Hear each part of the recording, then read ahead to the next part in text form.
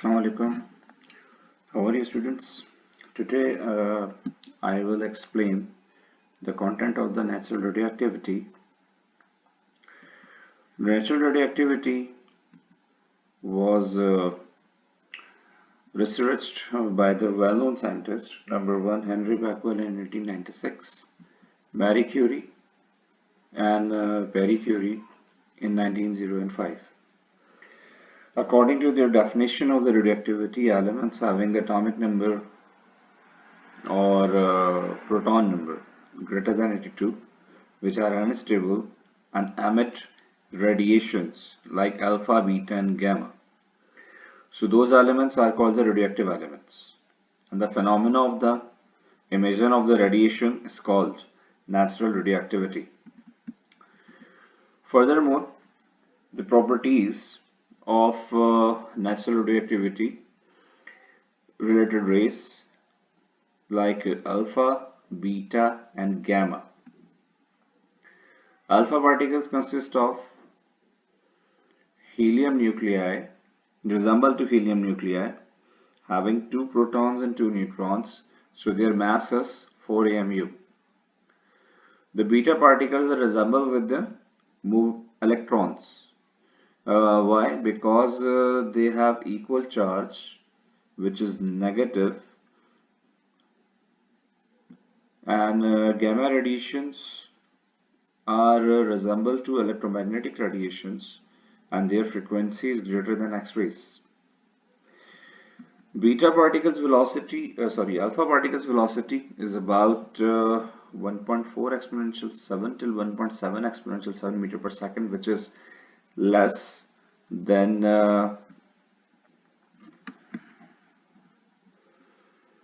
your light.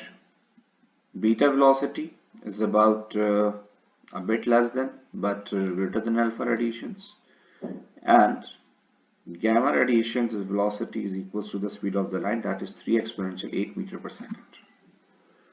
Penetration power of alpha is not very good, but beta particles and gamma particles penetration power is much more than your alpha radiations.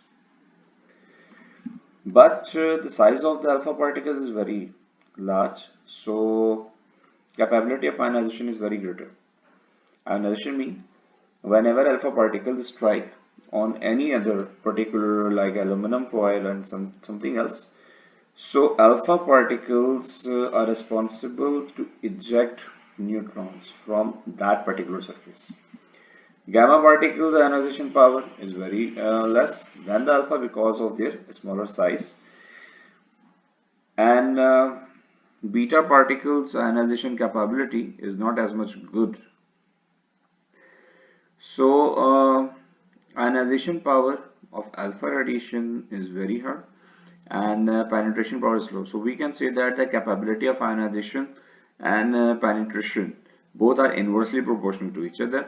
Like a radiation having greater penetration, so their ionization capability is very less, and penetration is greater just like gamma radiation, so their ionization capability becomes almost zero. The most important thing, another one, that is also half-life.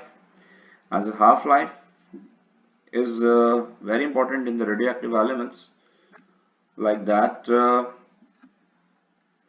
the half-life is the splitting of a parent atom into their daughter elements, and by using half-life we can easily determine and we can easily distinguish about the elemental criteria of radioactive or radiations emission as well.